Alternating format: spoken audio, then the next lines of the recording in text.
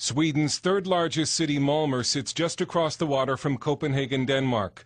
To visitors, Malmö seems quiet, nice, maybe a little boring. In other words, quintessentially Swedish. But under the surface, Malmö has serious problems.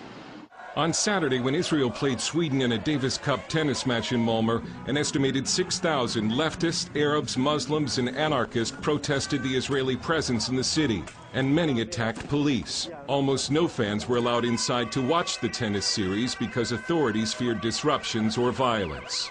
Massive immigration has made Malmö today 1/4 Muslim and stands to transform it into a Muslim-majority city within just a few decades. One of the most popular baby names is not Sven, but Mohammed. Pork has been taken off some school menus. Want to learn to drive? Here's Malmö's own Jihad Driving School. And despite Malmö's usually placid appearance, this experiment in multiculturalism has not gone well. This is the Rosengård area of Malmö, a housing project where the radicalization and crime have exploded, and fire and emergency workers will no longer enter without police protection. Immigrant unemployment in Rosengård is reported to be 70%. An immigrant-fueled crime wave affects 1 of every 3 Malmö families each year. The number of rapes has tripled in 20 years. And the crime wave has only accelerated a Swedish version of white flight from the city.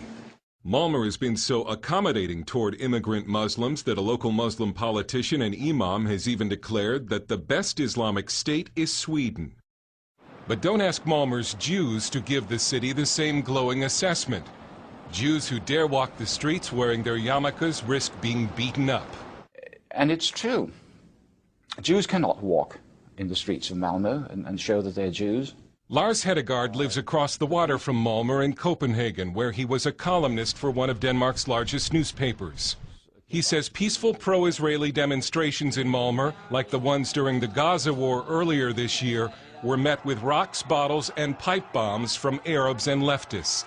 I was there for a demonstration, a pro-Israeli demonstration with about 400 or 500 people, Jews, non-Jews, and I came over to cover it. The police allowed these, say, 100 Palestinians and Arabs to shout and threaten and throw bombs and rockets at us. A homemade bomb landed about 10 yards from me, went off with a big bang, and I thought, well, now the police, of course, is going to jump these guys, get them out of the way. They didn't. Just let them stand there. I filmed the police chief and asked him why are they not reacting to this, why are they not doing anything, and he simply answered, it's their right according to the Swedish constitution to be there. We apparently did not have the same right because we were forced out of there. So. Swede Ted Ekeroth helped film the Arab left counter demonstrations. He saw Arabs throwing rocks at a 90-year-old Holocaust survivor. Hopefully you can show some of the clips from our manifestation for Israel, which is always peaceful and always with a message of peace.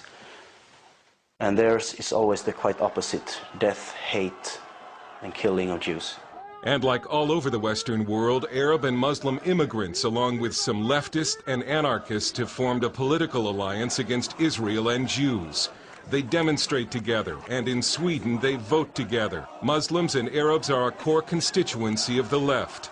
The immigrant issue is a big reason the right-wing Swedish Democrats are the fastest-growing political party in the country.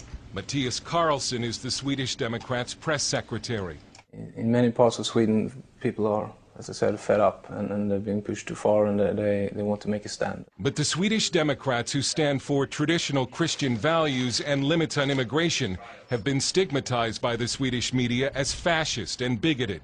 The media has tried to portray us as extremists, racists. We're almost inhuman. Eric Almqvist, national youth leader for the Swedish Democrats, faces regular death threats and was almost killed recently in a left-wing knife attack. The multicultural system in Sweden has polarized the society. We have an ethnic polarization, we have also a political polarization. Hedegaard says as Malmö goes, so goes Sweden. I think the best prediction is that Sweden will have a Muslim majority by 2049. So we know where that country is going. CBN News was unable to get a response from Malmö's mayor Ilmar Reepalu, but he told a Swedish publication he does not think anti-Semitism is greater in Malmö than in other Swedish cities, and said that harassment of Jews is, quote, not good. CBN News asked a number of Malmö Jewish leaders to appear on camera to discuss anti-Semitism.